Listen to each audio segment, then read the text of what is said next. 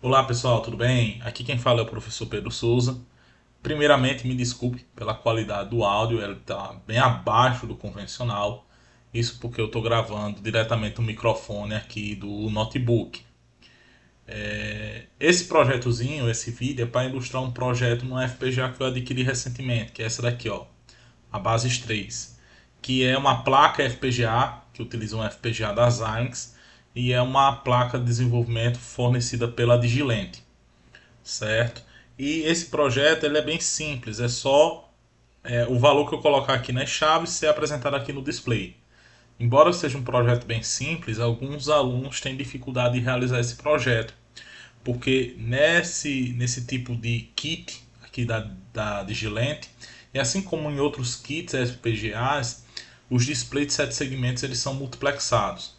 Isso quer dizer que você tem o display de 7 segmentos tem 7 terminais, né, que vai de A até o G, A, B, C, D, E, F, G e o ponto decimal. Só que nesse caso, como os displays são multiplexados, todos os displays eles têm os segmentos compartilhados entre si.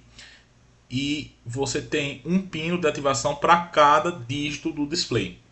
Então, se você quer ativar esse display aqui, você coloca o valor que você quer no display e ativa esse display. Se você quer agora mostrar o valor nesse outro display, você coloca o valor no display de 7 segmentos e ativa esse display e desativa os demais. Se você não desativar os demais, todos os displays de 7 segmentos vão apresentar o mesmo valor. Então, quando você tem essa situação, você tem que fazer um procedimento que é chamado de multiplexação de display, que é basicamente o seguinte: apenas um display vai estar ativo por vez, certo? E eu vou colocar o dígito correspondente que eu quero aqui no display de 7 segmentos. E isso requer um pouquinho de trabalho e alguns alunos têm um pouco de dificuldade de fazer isso. Então, eu não vou explicar detalhadamente como esse projeto foi feito. Eu vou colocar o projeto do Vivado, no caso, no GitHub, e vocês podem consultar. Eu vou só apresentar assim bem superficialmente o projeto. Existem outras formas, até formas melhores de fazer esse código, mas a forma que eu fiz ela funciona relativamente bem. Então vou apresentar aqui o funcionamento. Eu vou colocar, por exemplo, o valor 6 aqui no display, ó, que é colocar essas duas chaves para nível lógico alto. Apresentar o valor 6. Vou colocar aqui, por exemplo, o valor 12.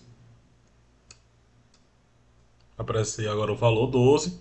Eu posso colocar valores maiores, por exemplo, o valor 28, o valor 60. Eu posso subir essa chave aqui para ser o 61, colocar essa chave aqui para ser o 62 e assim por diante. Posso subir só. No caso aqui ele não está pegando as 16 chaves, ele só está pegando 14 chaves. Então essas duas últimas aqui elas não estão sendo utilizadas.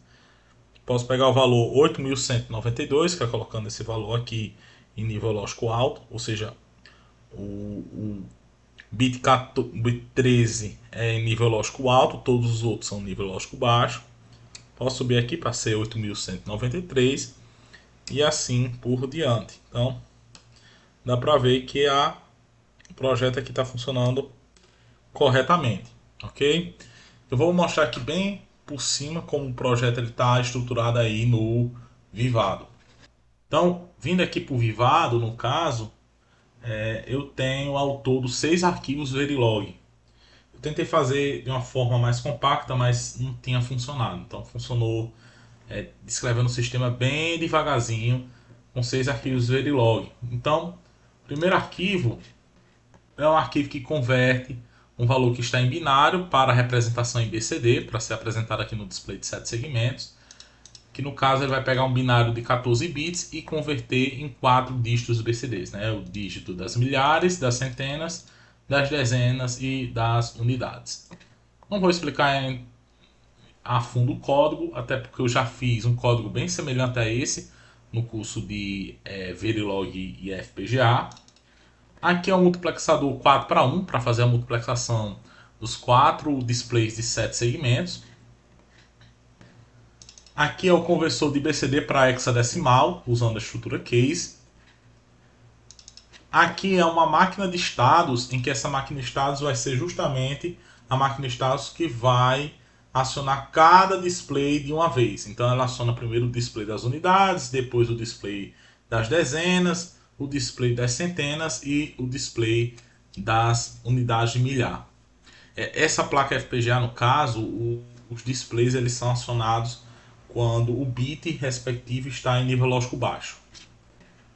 Uma lógica combinacional bem simples, em que vai pegar o resultado aí da máquina de estados e vai gerar a entrada de seleção lá do multiplexador, e um divisor de clock para alimentar aí a minha máquina de estados. Eu já tentei algumas vezes fazer funcionar diretamente com o clock da própria FPGA, que é da placa FPGA, que aqui é de 100 MHz, só que eu não obtive bons resultados, então eu preferi fazer um divisor de clock. Bem, por último tem o arquivo top, que é só a interligação entre esses blocos.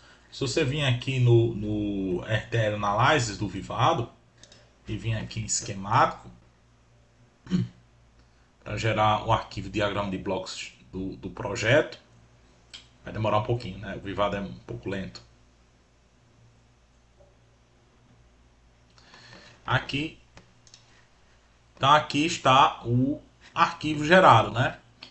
Eu tenho as chaves aqui de binário, são 14 bits, que vão entrar no bloco de conversão de binário para BCD, que vai gerar as unidades, centenas, dezenas e a unidade de milhar.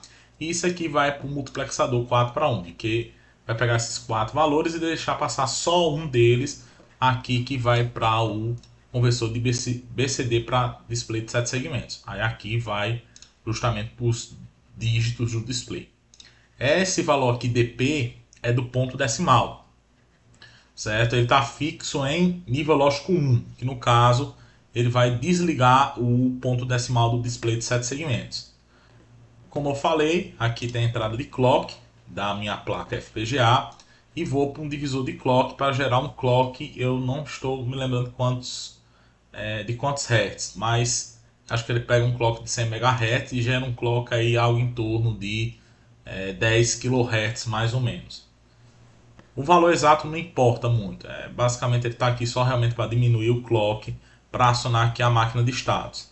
A máquina de estados ela vai gerar justamente a sequência para selecionar o display, né? Display das unidades, centenas, dezenas e unidades de milhar. E a saída da máquina de estados também vai para uma lógica combinacional, em que essa lógica combinacional vai pegar a saída da máquina de estados e gerar um valor aqui para a entrada de seleção do multiplexador. Então, pessoal, dá para ver aqui que o projeto ele é relativamente simples. Esse tipo de sistema aqui ele pode ser utilizado para várias aplicações. Aplicações no qual você quer apresentar aqui um resultado no display de 7 segmentos. Aqui o valor está sendo apresentado em chaves, mas, por exemplo, pode ser uma saída de uma unidade lógica aritmética, pode ser a saída de um processador e assim por diante. Então, pessoal, nesse vídeo nós ficamos por aqui. Conto com todos no próximo vídeo e até lá!